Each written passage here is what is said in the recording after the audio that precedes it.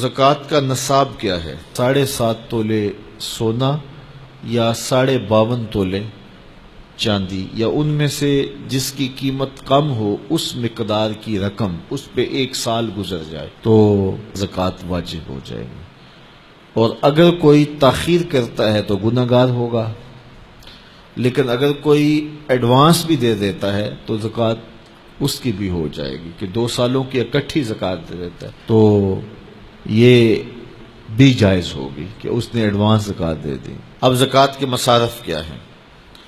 زکوٰۃ کے مصارف جو ہیں وہ 8 ہیں۔ فقیر کو زکوٰۃ دی جائے گی۔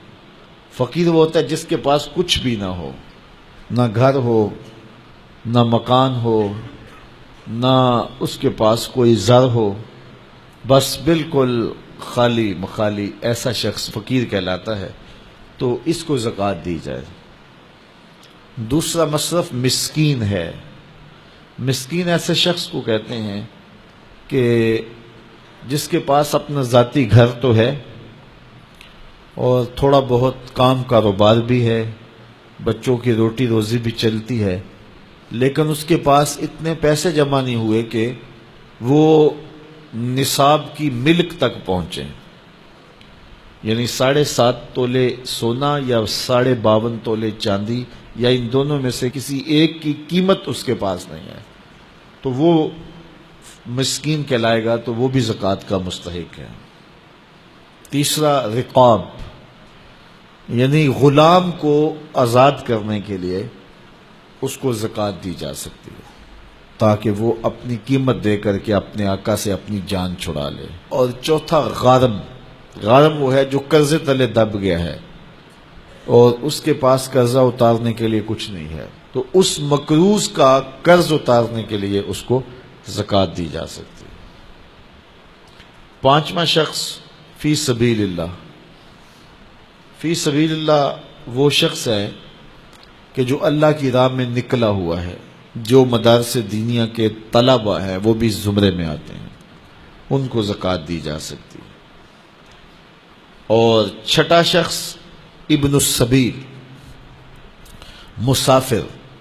مسافر کو زکوٰۃ دی جا سکتی ہے، اگرچہ وہ مالدار ہے لیکن جب وہ سفر میں آیا تو اس کے پاس کچھ نہیں ہے، تو اب وہ ضرورت مند ہو گیا، مال تو اس کے علاقے میں ہے، تو اب اس کو زکوٰۃ سے آپ مدد کر سکتے ہیں۔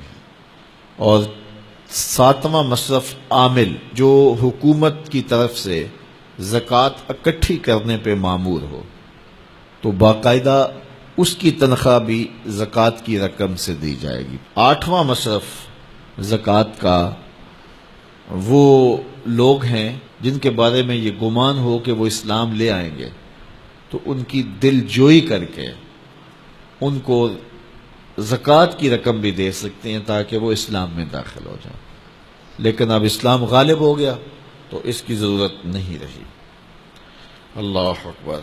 تو یہ 40واں حصہ ہے زکوٰۃ کا، یعنی 100 میں سے 2.5 روپے راہ خدا میں۔ ان مصارف میں سب کو بانٹ کر بھی دیے جا سکتے ہیں، کسی ایک مصرف کو بھی دیے جا سکتے ہیں۔ حضرت شیخ احمد مجدد الف ثانی علیہ رحمہ مکتوبات میں لکھتے ہیں، جب دین کا انہدام ہو رہا ہو، جب دین کی قدریں پامال ہو رہی ہوں، تو اس زمانے میں راہ دین میں ایک دانگ خرچ کرنا، ایک پائی خرچ کرنا، دیگر مدات میں لاکھوں روپے خرچ کرنے سے افضل ہے۔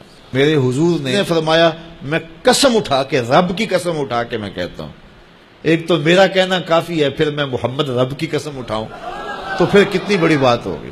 فرمایا، میں محمد رب کی قسم اٹھا کے کہتا ہوں کہ صدقے سے مال کم نہیں ہوتا۔ تمہارا اکاؤنٹنٹ کہتا ہے کہ اتنے کم ہو گئے، تمہارا کیلکولیٹر حساب دیتا ہے کہ اتنے کم ہو گئے، لیکن تمہارا رسول کہتا ہے قسم ہے نہیں کم ہوں گے۔ اب جس نے تجربہ کرنا ہو وہ تجربہ کر کے دیکھ لے، خدا کی راہ میں دیا گیا کبھی بھی کم نہیں ہوتا، صدقے سے مال بڑھتا ہے، مال میں اضافہ ہوتا ہے، مال میں برکت ہوتی ہے۔ اس لیے اللہ کی راہ میں خرچ کرو، نفلی طور پر بھی خرچ کرو، اور جو وجوبی صدقات ہیں ان کو بھی ادا کرو تاکہ اموال پاک ہو جائیں، ستھرے ہو جائیں۔